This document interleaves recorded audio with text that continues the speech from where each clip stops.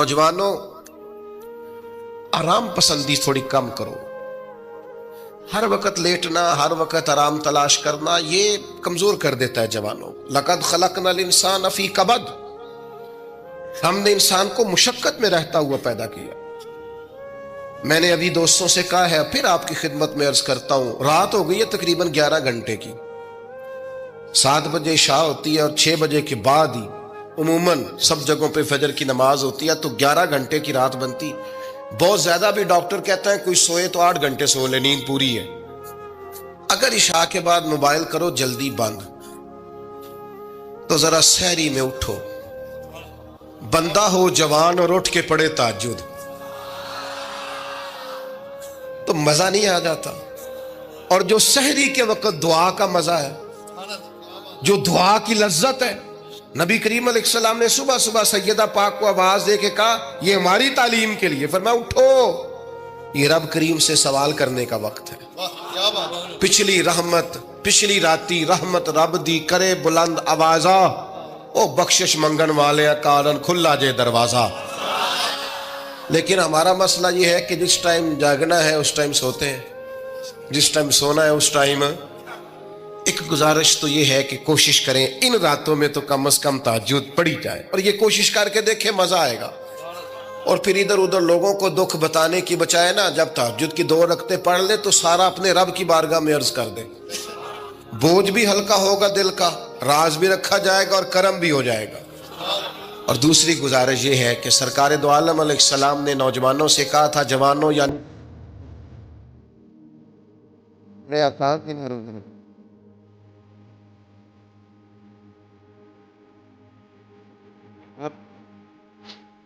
تعالیٰ سب کو برکات عطا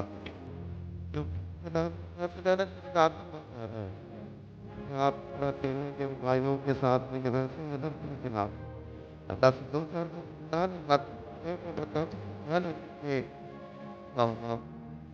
بھائیوں، اللہ کریم نے ارشاد فرمایا کہ آپ کو داعی بندہ بنایا ہے اللہ کی جانب کا. نبی اکرم صلی اللہ علیہ وسلم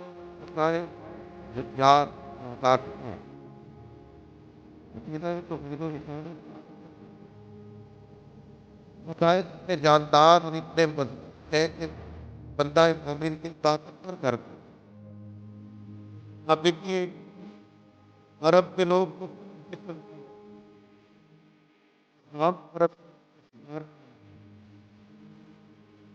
یہ خیال تھا کہ جب بچ کر کے بڑے ہیں تو گھروں کے دروازوں سے داخل نہیں ہوا کرتے تھے، بلکہ قرآن مجید فرماتا ہے کہ اس کے لیے جان پھر بیت کا تمام کرتے بعض اللہ کرنے طرح طرح کی باتیں تھا.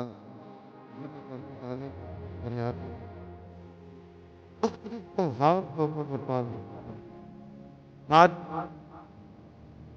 مسلمانوں کے اندر ڈھیر ساری ایسے اعتقادی کا باعث بنتا ہے. اس کی کو ذرا کم کر دیں بھائی. آپ دیکھیے لوگ علماء کے پاس نہیں جاتے، باباؤں کے پاس جاتے. تعویذ دھاگا، کالا جادو، نیلا جادو، جس نوجوان کا کام کرنے کو دل نہیں کرتا اسے جادو ہو جاتا ہے. اور پھر یہ کہ کالی بلی رستہ کاٹ گئی، اور پھر یہ کہ میں باہر نکلنے لگا تو کسی نے آواز دے دی تھی. عجیب قسم کی عام پرست کتاب ہے. نبی پاک صلی اللہ تعالیٰ علیہ وسلم داعی من اللہ ہے، سرکار نے لوگوں کے نظریات کو پختہ کیا. حضور علیہ السلام کے فیوزات روحانیہ سے لوگوں کے دل طاقتور ہوتے تھے، مضبوط فکریں، مضبوط عقیدے سرکار کے وسیلے سے مسلمانوں کو نصیب ہوئے.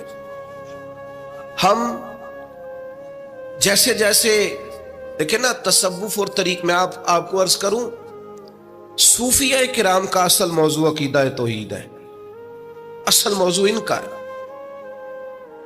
یہ وہ لوگ ہیں جو لوگوں کو صحیح معنوں میں توکل کا صبر کا، شکر کا، قناعت کا، رجوع اللہ کا سبق دیتے ہیں. اصل موضوع ہی ان کا ہے. لیکن اب چونکہ صوفیہ کی جماعت میں وہ لوگ اللہ ماشاءاللہ خال خال رہ گئے، اور پھر یہ کہ بیٹھ گئے تعویذ دھاگے دینے والے، زاغوں کے تصرف میں، عقابوں کے نشے من. نتیجہ اس کا بڑا خطرناک برآمد ہوتا ہے. مضبوط فکریں، کبھی آپ اس روایت کو دیکھیں اور یاد کر لیں نا تو یہ بڑا نفع دیتی ہے. نبی کریم علیہ السلام نے حضرت عبداللہ ابن عباس رضی اللہ تعالیٰ عنہ سے فرمایا، عبداللہ، ساری دنیا مل کے تیرا بھلا کرنا چاہے کر نہیں سکتی جب تک رب نہ چاہے. اور فرمایا سارے دنیا دار مل کے تیرا کچھ بگاڑنا چاہے بگاڑ نہیں سکتے جب تک رب نہ، چھوڑ دے بیٹا، آپ جب تک اللہ نہ چاہے.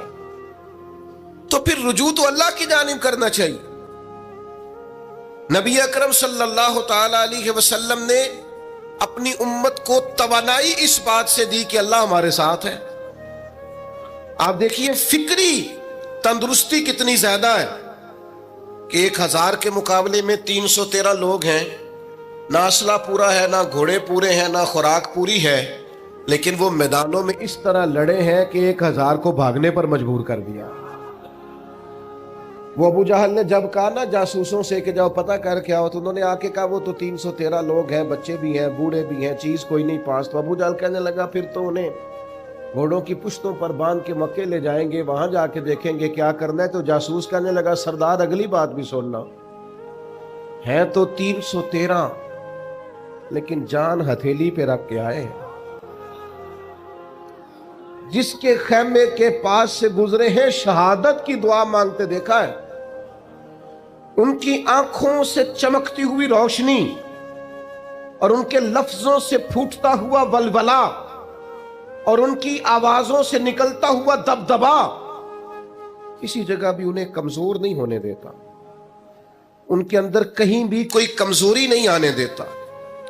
غریبی کا نام لے کے سارا دن پریشان ہونا، غریبی کا نام لے کے اپنے آپ کو مظلوم ثابت کر کے لوگوں کو مدد پر اکسانا بندہ مومن کا یہ طریقہ نہیں ہے. اپنی توجہ اللہ کی جانب کرے، نبی رحمت علیہ السلام کی بارگاہ میں استغاثہ پیش کرے. لیکن دنیا داروں کو مائل کرنا، لوگوں کی جیبوں کی طرف دیکھنا، یہ مومن کی شان گردن کو جھکا دیتا ہے. خیرات کا پتھر جہاں میں مانگنے والوں کے سر کبھی اونچے نہیں ہوتے. اور غیرت ہے بڑی چیز جہانے تگو دو میں. بھائی آپ طاقتور بنے. دیکھیں نا ایک نوجوان نے آ کے حضور کی بارگاہ عالی مرتبت میں عرض کیا تھا، یا رسول اللہ صلی اللہ علیہ وسلم غریب ہوں کچھ دیجئے. تو حضرت جابر ابن عبداللہ رضی اللہ تعالیٰ عنہ فرماتے ہیں ہم نے حضور سے بڑا کچھ سنا، یہ لفظ نہیں لفظ لا، یعنی میرے پاس نہیں ہے، یہ ہم نے حضور سے سنا ہی نہیں. ایسا کوئی محبوب کہیں ہوگا نہ کہیں ہے، بیٹھا ہے چٹائی پہ مگر عرش نشیں ہے، اور ملتا نہیں کونین کو کیا کیا تیرے در سے، بس ایک لفظ نہیں ہے جو تیرے لب پہ نہیں ہے. اور یہ فاضل بریلوی رحمت اللہ علیہ کا انداز بھی دیکھیے، کہتے ہیں واہ کیا جود و کرم ہے شہ بتہا تیرا. اور یہ ذرا دیکھیے شعری ذوق دیکھیے، واہ کیا جود و کرم ہے شہ بتہا تیرا، نہیں سنتا ہی نہیں. نہیں کیا انداز ہے. اب یہ کیسی زبان ہے اور کیسا یہ محاورے کا استعمال ہے. جو شعری ذوق رکھتے ہیں وہ سمجھیں، کہتے ہیں نہیں سنتا ہی نہیں. کون؟ مانگنے والا تیرا. یا رسول اللہ آپ سے مانگنے والا نہیں سنتا، حضور عطا کرتے. اور ایک جگہ پہ فرماتے ہیں میرے کریم سے گر قطرہ کسی نے مانگا، دریا بہا دیے ہیں دربے بہا دیے ہیں. حضور تو دیتے، پر نوجوان نے جب آ کے عرض کی نا یا رسول اللہ صلی اللہ علیہ وسلم کچھ دیجئے، وہ جوان ہو، چڑھتی جوانی ہو، اور پھر وہ سوال کرے. ہمارے ساتھ ایک دوست پڑھا کرتا تھا، یہ 3 مہینے کی چھٹیاں ہوتی تھی تو وہ مستریوں کے ساتھ مزدور لگ جاتا. ہم نے اسے کہا یار تو مطلب 9th 10th کے اندر مزدوری کرنے جانا, تو کہندا سی یار میں قد میرا ایڈا بڑا ہے, ان ابا جی کو مانگ دیا شرم آؤندی. یہ سوچ نوجوانوں میں پیدا ہونی ضروری ہے. اب میں ابا جی سے مانگوں, مجھے تو دینا چاہیے. اس نے آ کے عرض کی یا رسول اللہ صلی اللہ علیہ وسلم کچھ دیجئے, تو حضور فرمانے لگے تیرے پاس کچھ بھی نہیں. اس نے کہا ایک پیالہ ہے میرے پاس گھر میں اور ایک کمبل ہے. اتنا غریب بندہ ہے کوئی محفل میں جس کے گھر میں ایک ہی پیالہ ہو, ایک ہی کمبل ہو؟ کوئی بھی نہیں اتنے بڑے مجمع میں. لیکن اگر کوئی ہماری غریبی کا رونا پوچھے تو میرا خیال ہے ہر تیسرا بندہ دوسرا بندہ غریب ہے, اور بڑا ہی غریب ہے. ایک پیالہ ایک کمبل. کریم نے فرمایا لے کے آؤ. وہ لائے تو محبوب فرمانے لگے کون خریدے گا؟ ایک نے کہا 1 دینار, ایک نے کہا 2 دینار. محبوب نے بولی لگوا دی, 2 دینار کا بیچ دیا. فرمایا جا 1 دینار کی روٹی لے جا. یہ نوجوانوں کو فکر دی کہ وہ انویسٹمنٹ میں تم نے ذات سے اپنے گھر سے لینی ہے. وہ 10-15 ہزار کا ٹھیلا بھی کسی سے نہیں کہنا تو لگا کے دے. جاؤ 1 دینار کا کھانا لے جاؤ, 1 دینار کا کلاڑا خرید کے لاؤ. صحابہ فرماتے ہیں وہ کلاڑا لایا, پر نصیب دیکھو اس کلاڑے میں دستہ نبی کریم نے اپنے دستے مبارک سے لگایا.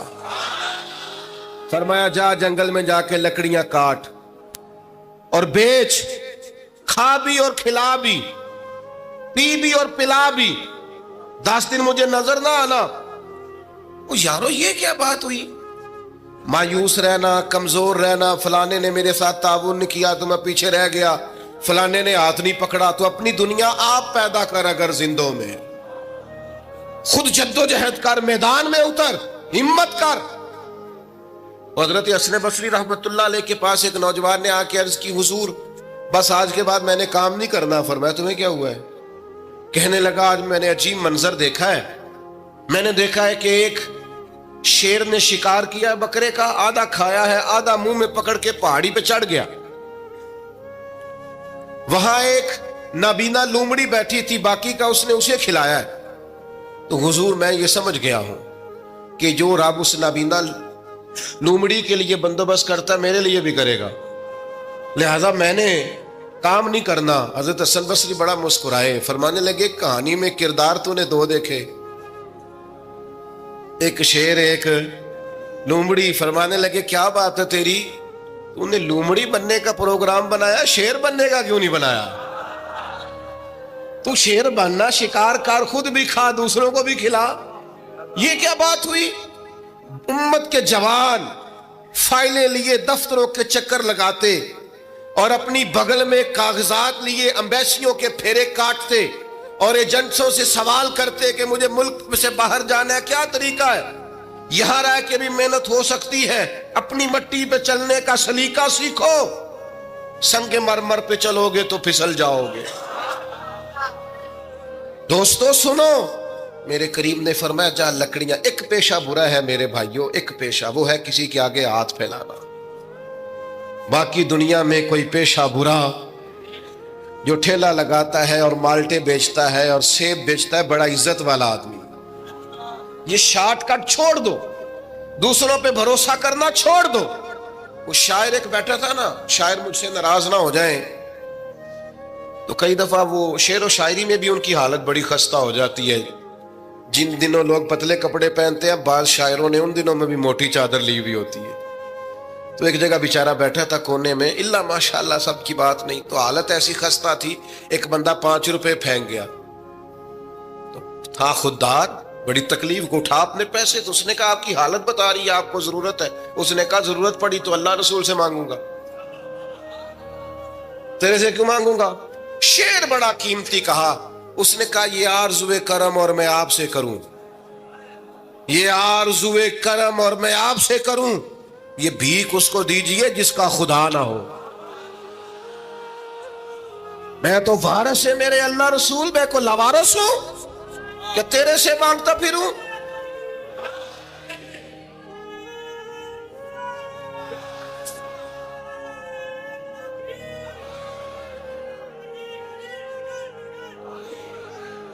ماشاء اللہ ماشاء اللہ.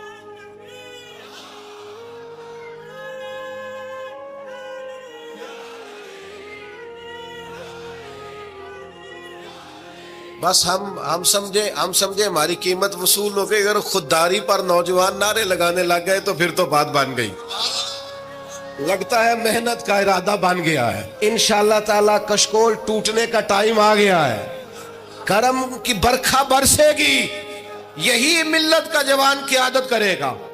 اور یاد رکھنا ہمیشہ قیادتیں غریبوں کے بچوں نے کی ہیں. جنہوں نے آدھی قیمت پہ کتابیں لے کے پڑھی ہیں, بڑی ڈگریاں انہوں نے حاصل کی ہیں. یہ کمزور نہ پڑھو. نبی پاک داعیہ اللہ ہے, حضور نے جگایا ہے. 15 دن نظر نہ آنا, مزدوری کر. وہ نوجوان 15 دنوں کے بعد آیا. اب تیرا حال کیا ہے؟ اس نے کہا حضور پہلے ایک پیالہ تھا نا, اب سارے گھر کے برتن بن گئے. پہلے ایک بستر تھا, اب سارے گھر کے بستر. اور نوجوانوں, ہم نے سہارا بننا ہے. ماں سے کہنا ہے اب تو نے آنسو نہیں بہانے, تیرا پتر بڑا ہو گیا ہے. بہن سے کہنا ہے اب تو کبھی پریشان نہیں ہوگی, تیرا بھائی بڑا ہو گیا ہے. بوڑھے باپ کے پاس بیٹھ کے کہنا ابا جی بس اب آنسو پوچھ دو, آج کے بعد پریشان نہیں ہونا, پتر جوان ہے. اپنی بیوی سے بچوں سے کہنا کہ کسی خواہشات پوری کرنے کے لیے تمہیں دیر تک انتظار نہیں کرنا پڑے گا, ہم میدان میں ہیں. بس اپنی مٹی پہ چلنے کا سلیقہ سیکھو. سنگ مرمر پہ چلو گے تو پھسل جاؤ گے. نبی پاک نے محنت کو سپورٹ کیا ہے, مشقت کو سپورٹ کیا. حضور علیہ السلام نے فرمایا سب سے بہترین کمائی وہ ہے جو تو اپنے 2 ہاتھوں سے محنت کر کے کھاتا ہے. فرمایا اللہ کے نبی حضرت داؤد علیہ السلام محنت کر کے کمایا کرتے. سنگیوں کام کرنا. اور دوسری بات بھروسہ اللہ رسول پہ. بھروسہ, ادھر دیکھو میری طرف. دنیا داروں سے امیدیں لگا لیتے ہو بہت زیادہ, تو دنیا دار بندے بیچارے کمزور ہوتے ہیں. جی یہ الیکشن کے دن تھے, گزشتہ سے پیوستہ الیکشن جو گزرا ہے, تو میرا ایک پیار والا دوست بھی ایک ایم کے امیدوار کا بڑا ووٹر سپورٹر تھا. یہاں اس نے اس کا بیج فوٹو والا لگایا ہوا تھا. میں رات کو دیر سے جلسے سے لوٹ رہا تھا تو وہ کھڑا تھا باہر, اور اندر امیدوار صاحب تقریر کر رہے تھے. میں نے کہا ادھر آ. وہ آ گیا. میں نے کہا تو بڑا ووٹر سپورٹر ہے, جا تقریر سن جا کے. تیرا لیڈر تقریر کر رہا ہے, تو باہر گھوم رہا ہے. کہندا ہے پیر صاحب جھوٹ پہ ماردا جو سارے جھوٹ بول رہا ہے, کرنا کرانا کچھ نہیں. تو میں کہ یار جی ایڈے پکے ووٹر سپورٹر نو بھی پتا ہے کہ جھوٹ پہ ماردا ہے, تو ہم تو ویسے ہی سپورٹر نہیں ہیں. ہم نے تو کی محبت تو سیاست کا چلن چھوڑ دیا. ہم اگر عشق نہ کرتے تو حکومت کرتے. او بھائی, جب پکے ووٹر سپورٹروں کو امیدیں نہیں ہیں تو آپ کن سے امیدیں لگائے بیٹھے ہیں؟ آپ جدوجہد کریں, اور امیدیں اللہ رسول سے. نبی پاک علیہ السلام نے فرمایا جو رب پہ بھروسہ کرے گا اللہ کی رحمت اس کی کفایت کرے گی. وَإِن يَتَوَكَّلْ عَلَى اللَّهِ فَهُوَ حَسْبُهُ, وہ اللہ پہ بھروسہ کرے گا اللہ اس کے لیے کافی ہو جائے گا. ادھر دیکھو یار موبائلوں والے دوستوں, بات سنو. گھبراہٹ نہیں, ٹینشن نہیں, انزائٹی نہیں, ڈپریشن نہیں. مومن اور ڈپریشن, مومن اور انزائٹی, مومن اور ٹینشن. او جی مجھے پتہ نہیں مجھے کیا ہو رہا ہے, جی مجھے خوف آتا ہے. آپ کو خوف آتا ہے مومن ہو کے؟ آپ کو یہ کرونا کے دن تھے تو مجھے لے گئے ایک سرکاری ہاسپٹل میں, آپ کچھ یہاں بات کریں, لوگوں کو حوصلہ دیں.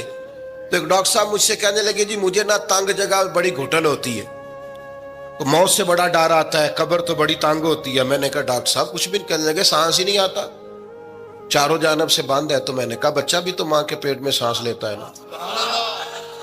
آپ نے تو سبحان اللہ کہا. وہ ڈاکٹر تھے, انہوں نے نہیں کہا. وہ کہنے لگی جو تے اماں لیندی صاحب. ہنستے نہیں جی, باتیں ہنسنے کو نہیں سنا رہا, میں فکری باتیں کر رہا ہوں. کہا وہ تو اماں آکسیجن لیتی ہے تو بچے کو جاتی ہے. تو میں نے کہا چلے ڈاکٹر صاحب وہ جو انڈے سے بچہ نکلتا ہے اس کے تو چاروں جانوں کوئی صورت نہیں ہوتی سانس کی.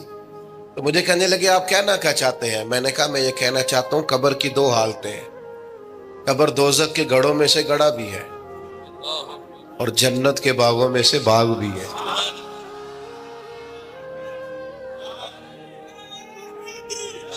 سنو یار، اللہ آپ کو خوش ہو. ماشاء اللہ. سنیں جی، سنیں.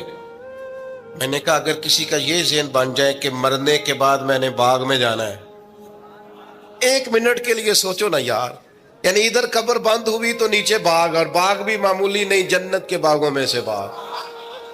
اور باغ ایسا شاندار جس میں آنکھ کھلی تو پہلی زیارت ہی مدینے والے معبود کی.